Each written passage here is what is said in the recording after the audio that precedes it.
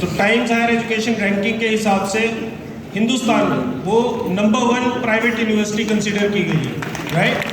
और ये आपको ऐसे छोटी बात लग रही होगी क्योंकि हमें समझ नहीं आता कि यार नंबर 1 हो गया, नंबर 2 कोई बड़ी बात नहीं होती, लेकिन 13 साल पुरानी यूनिवर्सिटी है, उसने सारे IITs को, IIMs को, सबको पीछे छोड़ा है, राइट। और एक बहुत बड़ी बात है ये, रिसर्च के अंदर हम बात कर रहे हैं। और उसी यूनिवर्सिटी में हमने एक डायरेक्ट सेलिंग का कोर्स स्टार्ट किया था, मैं आपको बताऊंगा। सेट्सा हम इसको बोलते हैं, centre of excellence for direct selling in academics. Academics में क्यों लेके आए ये भी हम बात करेंगे। सेंटर ऑफ एक्सीलेंस अपने तरीके का पहला सेंटर ऑफ एक्सीलेंस है जो कि पूरे एशिया में कहीं भी और नहीं है। सिर्फ हमसे पहले सिर्फ USA में एक था, डायरेक्ट सेलिंग एजुकेशन फाउंडेशन उसको बोलते हैं। उसके बाद जो सेकंड रिसर्च सेंटर है डायरेक्ट सेलिंग के ऊपर, वो सिर्फ शून्य यूनिवर्सिटी के अंदर है। सेट्सा से हमने इसको स्टार्ट किया, 2020 में हमने इसको स्टार्ट किया था। Next slide please. अभी हम क्या बात करेंगे, ये जो अगले 6-7 मिनट है, थोड़ा सा मैं आपको सेट्सा और PGDDS post graduate diploma in direct selling के बारे में बताऊंगा।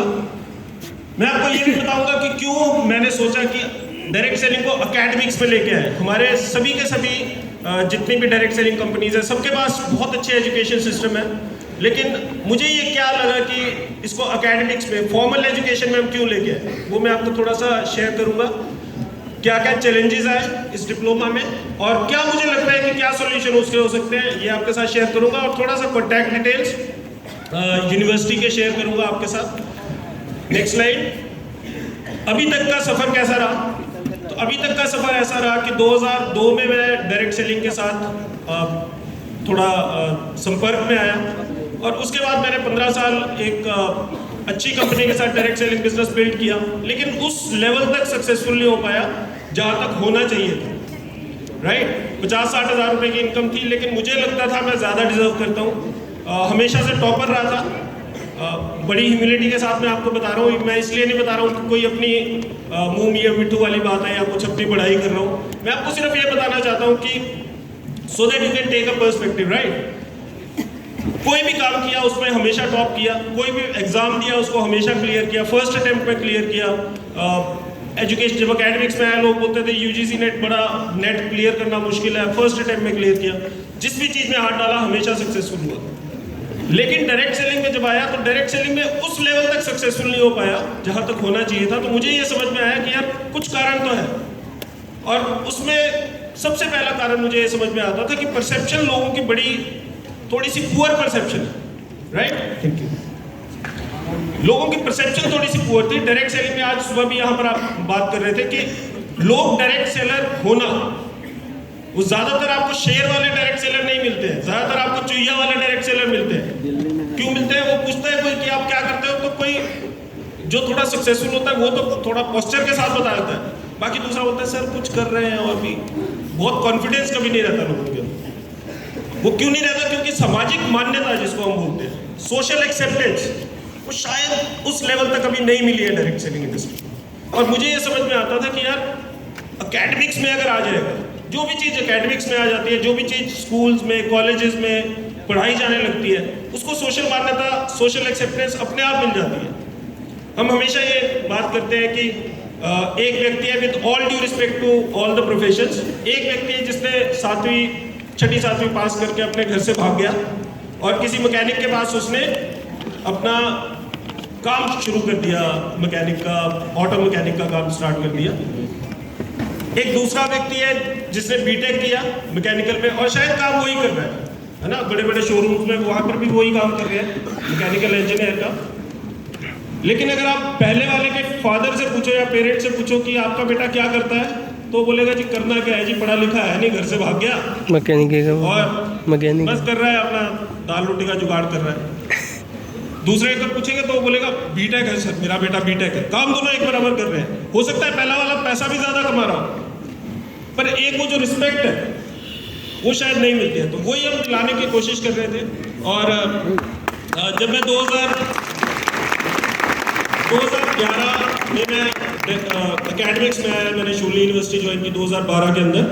तो 2012 में डायरेक्ट सेलिंग बहुत अच्छे दौर से गुजर नहीं रही थी। और मुझे ये समझ में आया कि लोगों ने बोला कि भाई अगर एकेडमिक्स में रहना तो पीएचडी करनी पड़ेगी। मैंने कहा यार चलो पीएचडी कर लेंगे। फिर बोला कि किस सब्जेक्ट में, तो उन्होंने बोला जिस चीज़ में पैशन हो आपका उसमें करनी चाहिए। तो पैशन अपना डायरेक्ट सेलिंग में ही था। दूसरा रीज़न ये था डायरेक्ट सेलिंग को में पीएचडी करने का, क्योंकि उस लेवल तक सफलता नहीं मिली। तो मुझे लगा कि यार कुछ ना कुछ तो ऐसा है जो गैप है, या तो इंडस्ट्री वैसी नहीं है जैसी बताई जाती है, या मेरे अंदर कुछ कमी रह गई। तो देखें तो सही कि कमी कहाँ पर है, गैप कहाँ पर है। So I wanted to find out the gap कि कहाँ रह गई कमी। तीसरा एक और रीज़न था कि डायरेक्ट सेलिंग से फिर भी जुड़ा हुआ था उस समय भी। तो मुझे लगता था कि यार अगर पीएचडी इसमें स्टार्ट कर दूंगा तो लोग मुझे बहाना मिल जाएगा एक तरीके से। कोई पूछेगा यूनिवर्सिटी में क्या कर रहे हो, तो मैं बोलूँगा जी पीएचडी के काम के लिए जा रहे हैं, है ना। तो 2-3 कारण थे। लेकिन जब मैं रिसर्च के अंदर गया तो मैं आपको सच बताता हूँ कि दुनिया में बहुत सारी चीज़ें होती है। रिसर्च का मतलब क्या है? रिसर्च का मतलब होता है सच की तलाश, सत्य की तलाश। और सत्य इस दुनिया में एक ही होता है, सच एक ही होता है, ट्रूथ एक ही होता है। तो जब मैंने रिसर्च में गया मैं, और इंडिया में तो बड़ी कम रिसर्च हुई थी, ना के बराबर, लेकिन बाहर कंट्रीज में बहुत सारे लोग थे जिन्होंने पीएचडी की थी डायरेक्ट सेलिंग के ऊपर, और बहुत सारे रिसर्च पेपर्स लिखे थे। तो जब मैंने उनको पढ़ा तो मुझे बहुत सारी चीज़ें अलग समझ में आई कि जो चीज़ें दिखाई जाती थी डायरेक्ट सेलिंग उससे थोड़ी सी अलग है। क्योंकि जैसे ही हम डायरेक्ट सेलिंग इंडस्ट्री को ज्वाइन करते हैं, हम अपनी आंखों में हरे चश्मे लगाते हैं, हम बोलते हैं हमें डायरेक्ट सेलिंग में कुछ भी बुराई नजर नहीं आती। लेकिन ऐसा कुछ भी प्रोफेशन नहीं है जिसमें प्लस माइनस दोनों नहीं होते। स्ट्रेंथ भी होती है और वीकनेसेस भी होती है, और हमें दोनों को लेके चलना पड़ता है। तो कुछ चीज़ें थोड़ी सी ज़्यादा समझ में आई जब रिसर्च करते करते 6 साल की वो स्टडी थी। 2012 में ही मैंने Indian direct selling association IDSA को एक मेल लिखी थी कि डायरेक्ट सेलिंग ना सिर्फ आपका कंज्यूमर अफेयर मिनिस्ट्री के अंदर आती है, बल्कि ये आपकी एजुकेशन इंडस्ट्री के अंदर भी आनी चाहिए। क्योंकि एजुकेशन के जरिए ही हम जो अवेयरनेस लेवल है डायरेक्ट सेलिंग इंडस्ट्री के प्रति उसको इंप्रूव कर सकते हैं। तो एक कोर्स स्टार्ट किया, पहले बहुत सारा लंबा सफर रहा, 10 साल की तपस्या आप समझ लो। पहले एंटरप्रेन्योरशिप का कोर्स था, उसमें एक छोटा सा यूनिट होता था डायरेक्ट सेलिंग का। आहिस्ता आहिस्ता उसको पॉपुलैरिटी मिली। उसके बाद फिर मैंने डायरेक्ट सेलिंग का एक कोर्स स्टार्ट किया जो सिंपल कोर्स होता है, और फिर पूरी एक डिग्री स्टार्ट की। तो 10 सालों में ये काम किया। पिछले साल हमने डिग्री स्टार्ट की थी। बहुत सारे कारण हैं डायरेक्ट सेलिंग के जिसकी वजह से उस स्तर तक नहीं पहुंची है। अगर हम 140 करोड़ जनता की बात करें तो इस समय हिंदुस्तान डायरेक्ट सेलिंग में बहुत ऊपर होना चाहिए था, लेकिन अभी भी अगर 20,000 करोड़ के आसपास करता है तो बड़ी कोई उपलब्धि नहीं है, जहां की US 2.5 लाख करोड़ कर रहा है। राइट, परसेप्शन कम है, अनस्ट्रक्चर्ड है थोड़ा सा, बहुत सारी ये चीज़ें हैं। लेकिन सबसे बड़ा कारण डायरेक्ट सेलिंग को वहां पहुंचने तक रोकने के लिए पुअर परसेप्शन है। और उससे पुअर परसेप्शन किस लिए है? क्योंकि बहुत सारी फ्रॉडुलेंट ऑर्गेनाइजेशंस हैं जो कि डायरेक्ट सेलिंग बन के काम करती है और बोलती है कि हम डायरेक्ट सेलिंग है, और एक आम आदमी को पता नहीं है कि डायरेक्ट सेलिंग और कौन सी स्कीम में क्या फर्क है। अगर हम आगे बात करें, सेंसा का विजन क्या था? हम ये सेंसा हमने स्टार्ट क्यों किया? हमने इसलिए स्टार्ट किया क्योंकि हम डायरेक्ट सेलिंग को एक डिग्निफाइड सॉट आफ्टर प्रोफेशन बनाना चाहते हैं। एक ऐसा प्रोफेशन जिसमें अपने जो फादर है या पेरेंट्स है वो अपने बच्चे को गर्व से बोल सके कि ये मैं इसको डायरेक्ट सेलर बनाना चाहता हूँ। राइट, और 2030 तक हम ये करके रहेंगे। मिशन स्टेटमेंट्स क्या है? मिशन स्टेटमेंट्स मैं आपको बताया हूँ सेंसा की है, to develop rational profitable distributors. एक ऐसा आदमी जो अपनी सोच समझ रखे, राइट, रैशनल प्रॉफिटेबल। अभी दोनों नहीं है उस हिसाब से जिस हिसाब से होने चाहिए ना। रैशनैलिटी का मतलब है जो ठंडे दिमाग से सोच समझ रखने की क्षमता रखता है। राइट, और दूसरा to create a scientific predictable progression part. Direct selling में कौन सी कंपनी आप ज्वाइन करते हो, किस लीडर को ज्वाइन करते हो, जनरली आपके हाथ में नहीं होता है, वो एक्सीडेंटल होता है। लेकिन हम हर एक डायरेक्ट सेलर को एक ऐसा साइंटिफिक प्रोग्रेशन पाथ देना चाहते हैं जिसपे चल के वो कोई भी व्यक्ति इसमें सफल हो सके। राइट, तो ये हम विजन लेके चलते हैं। पोस्ट ग्रेजुएट डिप्लोमा की स्टार्ट हमने शुरुआत की। इसके कारण थे अवेयरनेस क्रिएट करना, लीडरशिप को डेवलप करना, क्योंकि आज के समय में हम देखते हैं लीडरशिप डेवलपमेंट थोड़ी बंद सी हो गई है, और लीडरशिप सर्च एंड डेवलपमेंट की जगह ये जो मॉडल बन गया है ये बन गया लीडरशिप सर्च एंड स्नैच। आज के दिन में चूहे बिल्ली वाला खेल चल रहा है, यहाँ से पकड़ लो वहां से पकड़ लो, पहले वीडियो आएगा इसका काला सच उसका काला सच, फिर आएगा मैंने ये कंपनी क्यों छोड़ी, थोड़े दिन में वही बोलेगा मैंने कंपनी में वापस क्यों आया, है ना।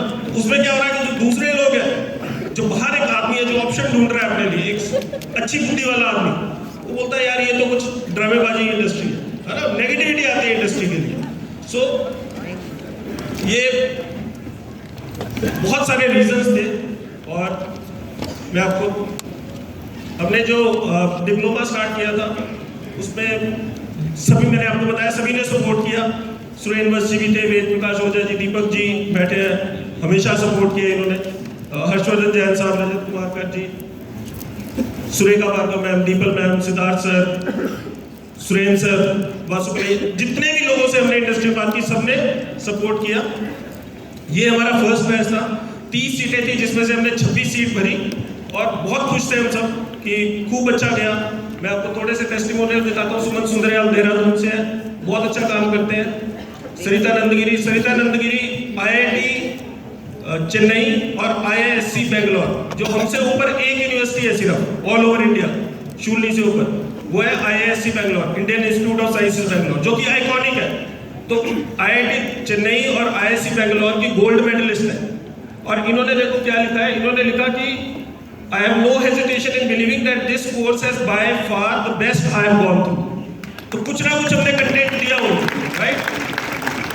शेख जुबानिया बहुत अच्छा काम कर रहे हैं, बड़े सारे, ये हमारे डॉक्टर जानकी पटेल है। एक हमने कॉन्क्लेव की जिसमें हमने सारे के सारे टॉप शॉट्स को, उसमें सभी लोग थे जो आप आगे बैठ देख रहे हैं, लीडर्स इनमें से मैक्सिमम लोग वहां पर थे। और हमने वहां पर कोई ऐसे इवेंट नहीं था कि कोई बड़ा हो हल्ले वाला इवेंट था, सीरियस डिस्कशन का इवेंट था कि इस इंडस्ट्री को आगे कैसे लेके जाया जाए। और बहुत ही बढ़िया इवेंट रहा हो। और आप देख सकते हैं हमने वहां पर गोल्डन रुद्राक्ष अवार्ड भी अनाउंस किए थे फर्स्ट। और ये जो अवार्ड है स्ट्रिक्टली उन लोगों के लिए जो इंडस्ट्री के लिए काम करें, ना कि कंपनी के लिए काम करें, राइट। तो इसमें आप देख सकते हैं हेम पांडे जी थे, दीपक बजाज जी थे, सुरेंद्र वंश जी थे, समीर मोदी जी थे और रजत बनर्जी जी थे। तो इन 5 लोगों को हमने दिया था first edition of golden Rudraksha awards. इस बार भी हम करेंगे, 3 लोग फाइनलाइज हमने कर लिया, वो बाद में बताएंगे। तो आपको क्या लगता है कि जो इतना सक्सेसफुल प्रोग्राम रहा, लोग बड़ी बड़ी बातें कर रहे थे, सर मैं 2 मिनट और लूंगा स्क्रीन पे, है ना। जब इतनी सक्सेसफुली प्रोग्राम हुआ, बहुत अच्छा कंटेंट हमने डिलीवर किया, राइट। क्योंकि एक एंगल ऐसा है जो कि बहुत सारे लोगों को नहीं पता है, वो है रिसर्च का जो एंगल है।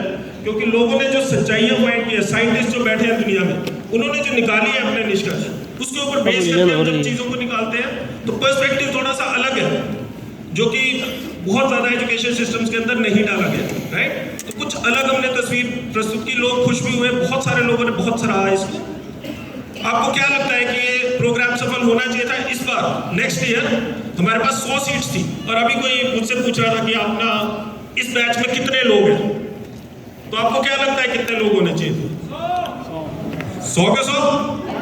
मुझे ऐसा लगता था कि यार ये तो मैं एक दिन में भर दूंगा, है ना। और मैं आपको बताता हूं कि इस साल हमारे पास एडमिशन आई 8, राइट। ये चैलेंज आया, 2 उसमें से यही बैठे, संयम और नेहा। तो अब ये क्यों हुआ ऐसा? इसका कारण क्या था? कोर्स में कोई कमी है, या हमारे हिंदुस्तान में ऐसे लोगों की कमी है जो डायरेक्ट सेलिंग को एजुकेशन में नहीं देखना चाहते, या हमें डायरेक्ट सेलिंग के अंदर विश्वास नहीं है? हम यहाँ पर 3-4 हजार लोग बैठे हैं, हमारे भी बच्चे कुछ ना कुछ तो कर रहे हैं, बीटेक करवाते हैं, BA करवाते हैं, कुछ ना कुछ तो करवाते हैं, तो डायरेक्ट सेलिंग की एजुकेशन क्यों नहीं दिलवाते? क्या विश्वास नहीं है इंडस्ट्री के ऊपर, राइट। मैं आपको वही बता रहा हूँ कि देखो 10 साल से, आज से 2 साल पहले सुरेंद्र वंश जी से और IDSA से मेरी इंटरेक्शन हुआ। उससे पहले 10 साल तक जो मैं काम कर रहा था, किसी को पता भी नहीं था, किसी को कोई पता नहीं था कि कमलकांत वशिष्ठ कौन है, कोई PhD की है, किसी ने डायरेक्ट सेलिंग में, किसी को कोई पता नहीं था। वो वैसे ही था कि जंगल में मोर नाचा किसने देखा, राइट। हम और कई बार मैं खींचता था कि यार मैं किसके लिए काम कर रहा हूँ, राइट। तो क्या चैलेंजेस है, मैं आपको बताता हूं कि क्या चैलेंजेस है। Water everywhere, not a drop to drink. आप अपने मोबाइल में सर्च करना यूट्यूब में direct selling education, direct selling university, आपको शूलनी यूनिवर्सिटी ने पोस्ट ग्रेजुएट डिप्लोमा स्टार्ट कर दिया। आपके 500 वीडियो मिल जाएंगे, 100 वीडियो मिलेंगे आपको, कई कई हजार उनके 90,000 1,00,000 व्यूज है। वो चला तो हुआ है वीडियो तो खूब और सारी दुनिया में वायरल हो रहा है। शूली यूनिवर्सिटी ने डिप्लोमा स्टार्ट कर दिया डायरेक्ट सेलिंग में। डायरेक्ट सेलिंग में पढ़ाई शुरू हो गई, एडमिशन लेने वाला कोई नहीं है, क्योंकि वो सोचते हैं कि यार ये तो हमारे को क्रेडिबिलिटी बनाने के लिए तो ठीक है, लेकिन करने के लिए नहीं है, right? Only promoted for credibility. और मैं आपको एक और इसकी खास बात बताता हूँ कि क्रेडिबिलिटी के लिए प्रमोट किया किसने किया? ज्यादातर पोंजी स्कीम में जो बेकार कंपनी है वो ज्यादा प्रमोट कर रही है, जो जेन्युइन कंपनीज है वो कुछ नहीं बोल रही है। मैं नाम नहीं लूंगा, बहुत सारी कंपनीज ऐसी हैं, सुरेश सर के मंच का मान है, अदरवाइज मैं तो सीधा बोलता हूँ, राइट? बहुत सारी कंपनीज है 2-2 लाख रुपए की ज्वाइनिंग लेती हैं, वो बोलते हैं जी शूली में कोर्स स्टार्ट हो गया।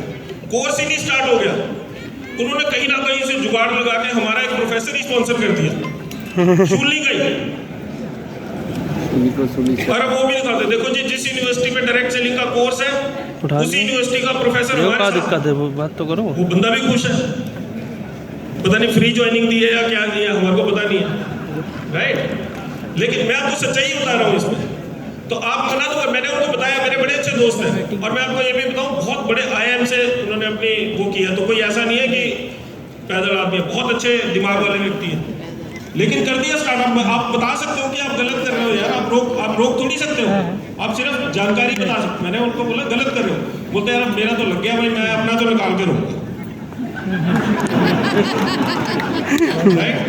आप रोक नहीं सकते। तो इसका एक ही तरीका है, अगर शूली में ही लोग गलत कंपनी, मैंने कहा यार मैं दुनिया में प्रचार कर रहा हूँ पोंजी स्कीम के अगेंस्ट, मेरी यूनिवर्सिटी में काम हो रहा है, तो हम क्या कर सकते हैं उसमें?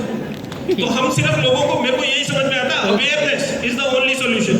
हमें लोगों को अवेयर करना पड़ेगा, राइट? और बहुत लोगों ने प्रमोट नहीं किया, मैंने आपको बताया वंश सर ने एक बहुत अच्छे तरीके से प्रमोट किया। जब हमारी एडमिशन नहीं हो रही थी, मैंने वंश सर को बोला कि सर क्या करें, इन्होंने बोला एक एपिसोड करते हैं, हमने एपिसोड कर दिया कि सेकंड बैच शुरू होने वाला है, एडमिशंस ले लो। हमने 2 बच्चों को भी बुलाया जो जिन्होंने बताया कि कितना अच्छा कंटेंट हमें लगा, सब कुछ उन्होंने टेस्टिमोनियल्स दिए। तो वत्स सर के वीडियो के नीचे कमेंट आ रहे हैं, आपने कितने पैसे लिए, आपने स्पॉन्सर। लोगों को मतलब वैल्यू नहीं देखनी है कि आपको क्या, भाई आपने क्या करना है। हाँ, अगर वत्स सर को हमने पैसे दिए भी होते तब भी आपने क्या करना है? वत्स सर बता दूं, मैं आपको सबको बता दूं कि आपने कितने पैसे दिए थे। तो मैं आपको बता देता हूँ कि हमारी क्या डील हुई थी। हमने वत्स सर को कभी एक चवन्नी भी नहीं दी है, एक चवन्नी भी नहीं दी है। हमेशा ये पूरे दिल से सपोर्ट करते रहे, लेकिन लोगों को और चीज़ों में ना उसने कभी एडमिशन लेनी होगी, ना उन्होंने कभी कोई कुछ और काम करना होगा, ना उन्हें एजुकेशन का मतलब समझ में आता है। आपको कितने पैसे मिले, ये तो स्पॉन्सर्ड है। एजुकेशन की बात करते हैं, दीपक सर ने बात की, BSR बात की, कोर्सेज है। हम में से कई लोगों को लगे अच्छा ये कोर्स बेचने की बात है। कोर्स बेचने की बात नहीं है, एजुकेशन बेचने की बात है। और मैं आप सबको खुला बेच रहा हूँ, एजुकेशन बेच रहा हूँ, और आप लोगों को नहीं बेच रहा हूँ। मैं पूरी दुनिया को डायरेक्ट सेलिंग की एजुकेशन बेचना चाहता हूँ, क्योंकि जब तक हम खुद अवेयर नहीं होंगे, हम अवेयरनेस क्रिएट नहीं कर सकते, हम कहीं नहीं जा सकते। हमको समझना पड़ेगा कि इंडिविजुअल से पहले हम एक कंपनी है, कंपनी से पहले हम एक इंडस्ट्री है। जब तक इंडस्ट्री ग्रो नहीं करेगी तब तक ना कोई कंपनी ग्रो करेगी, ना तब तक कोई आदमी ग्रो करेगा। तो we have to grow as an industry, right? मैं आपको जल्दी से बस 1-2 चीजें बताऊंगा जो कि कम से कम आप लोग ये समझ सके कि सही कंपनी कौन सी है। और हम कल्ट बिहेवियर फॉलो करते हैं डायरेक्ट सेलिंग में।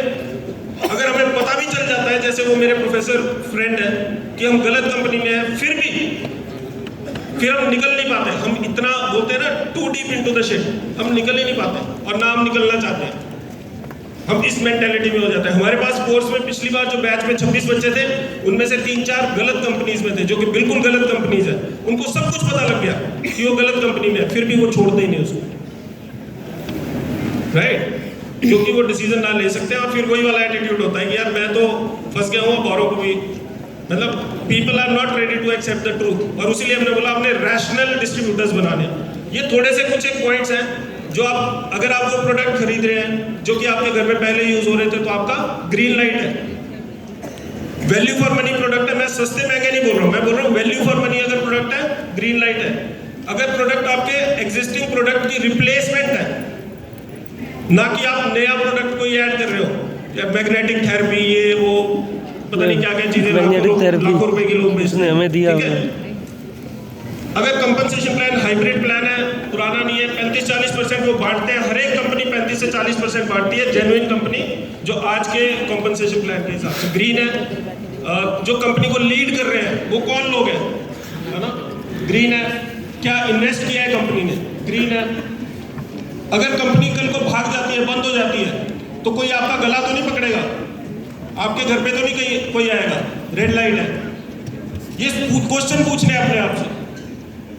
बहुत हाई ज्वाइनिंग फीस तो नहीं चार्ज कर रही कंपनी, या ऐसा तो नहीं बोल रही है कि यार 50, 60, 70 हज़ार रुपए का हर महीने आपको रीपरचेज करना पड़ेगा, रेड लाइट है, राइट। अगेन, अगर ज्यादा आप परचेज कर रहे हो, क्यों परचेज कर रहे हो, क्योंकि आप सेल कर सकते हो उतना, तो बढ़िया है, लेकिन प्रेशर में कर रहे हो तो गलत है। रिक्रूटमेंट मॉडल है, लोगों को जोड़ने का पैसा है या रीपरचेज से ज्यादा पैसा है। कंपनी मल्टीपल आईडीज तो नहीं आपको जनरेट करने के लिए बोल रही है, रेड लाइट है, राइट। जो बढ़िया जेन्युइन कंपनीज है, कोड ऑफ एथिक्स के हिसाब से 1 पर्सन 1 आईडी, राइट। इवन अगर हस्बैंड वाइफ भी होते हैं, उनकी भी सिंगल आईडी करी जाती है, जो भी जेन्युइन कंपनीज होती है। क्या कंपनी क्रिप्टो या फाइनेंशियल, एजुकेशनल, टूरिज्म पैकेजेस या प्रॉमिस ऑफ फ्यूचर तो नहीं बेच रही। प्रॉमिस ऑफ फ्यूचर क्या है, आज 2 लाख रुपए दो, 2 साल तक 10-10, 20-20, 25-25 हज़ार रुपए क्रिप्टो, आज की सेल का पैसा इस बार की कॉम्पनसेशन में मिलेगा। प्रॉमिस ऑफ फ्यूचर नहीं होना चाहिए, ये रेड लाइट है। तो ये बेसिक चीज़ें अगर किसी को ये समझ में आ जाए तो उन्हें थोड़ी सी क्लैरिटी हो जाएगी, या आप समझा सके। आप ब्रांड एम्बेसडर हो इंडस्ट्री के, आप ही लोगों ने इसको आगे प्रमोट करना है। फाइनली बस मैं आपको ये बता दूं, हमने एक और कोशिश की है, क्योंकि जैसे सर ने भी बताया था, यूनिवर्सिटी के कुछ रूल्स होते हैं। आर्ट एडमिशन हुई, हमें पोस्ट ग्रेजुएट डिप्लोमा बंद करना पड़ेगा, राइट, और हम उसको बंद कर ही रहे हैं क्योंकि वो फिजिबल नहीं है यूनिवर्सिटी के लिए चलाना। तो हमने, लेकिन भगवान एक दरवाज़ा बंद करता है तो दूसरा खोलता है, अगर आपकी नीयत साफ हो। इस बार क्योंकि हम टॉप 500 यूनिवर्सिटीज़ में हैं, तो हमें यूजीसी ने इन्वाइट किया कि ऑनलाइन प्रोग्राम आप दे सकते हो लोगों को। तो ऑनलाइन डिग्रीज हम स्टार्ट कर रहे हैं इस बार, बीबीए और एमबीए डायरेक्ट सेलिंग स्पेशलाइजेशन में, राइट। और हमें ये भी समझ में आया कि लोग डिप्लोमा नहीं करना चाहते, लेकिन बीबीए अगर मान लो डायरेक्ट सेलिंग में नहीं भी कर पाया, उसके पास एक डिग्री है वैलिड ग्रेजुएशन की, और एमबीए है जिसमें डायरेक्ट सेलिंग स्पेशलाइजेशन हम दे रहे हैं, राइट।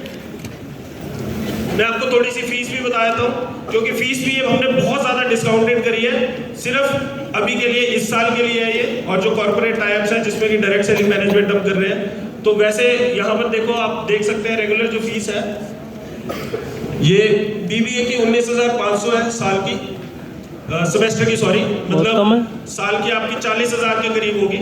लेकिन जो हम डायरेक्ट सेलिंग मैनेजमेंट में कर रहे हैं, वो लास्ट में आप देख सकते हो 6,000 रुपये, मतलब 12,000 रुपये साल की फीस है, राइट। ये बिल्कुल ही नॉमिनल फीस है, इससे कम कहीं भी नहीं हो सकती, और हिंदुस्तान की नंबर 1 प्राइवेट यूनिवर्सिटी से तो कभी भी नहीं हो सकती। और एमबीए की जो अगर फीस है वो 15,000 रुपये है एक साल की, राइट। और अगर हम नॉर्मल बात करेंगे तो ये तकरीबन 75,000 रुपये है, राइट। तो ये हम इनिशिएटिव इस साल स्टार्ट कर रहे हैं। अप्रैल में फर्स्ट बैच बैठेगा, अगस्त में सेकंड बैठेगा। तो उनमें से आपके कोई भी ऐसे लोग हैं जो कि सोच रहे हैं कि हमने कैसे, क्या ग्रेजुएशन में क्या करना है, ऑथेंटिसिटी में आपको ये बता सकता हूँ, शुगली में जब कोई भी एजुकेशन लेगा उसको समझ में आ जाएगा कि रियल एजुकेशन में और वैसे टाइम पास एजुकेशन में क्या फ़र्क है, राइट। ये कॉन्टैक्ट नंबर है, आप ले सकते हैं, एडमिशन्स का नंबर है, वहाँ से आपको कुछ भी चीज़ें मिल जाएगी। अगेन, आप में से अगर कोई सोच रहा है कि मैं यहाँ बेचने आया हूँ, तो हाँ, मैं बेचने ही आया हूँ, ठीक है। मैं डायरेक्ट सेलर हूँ, मैं सेलर हूँ, सेल्स का आदमी हूँ, पढ़ाता भी सेल्स और एंटरप्रेन्योरशिप हूँ। तो मैं बेचता हूँ, और मैं सिर्फ आपको नहीं बेचूंगा, मैं पूरी दुनिया को बेचूंगा डायरेक्ट सेलिंग के। बहुत मैंने एक्सीड कर लिया, इसके लिए I am sorry, thank you very much guys, bye bye.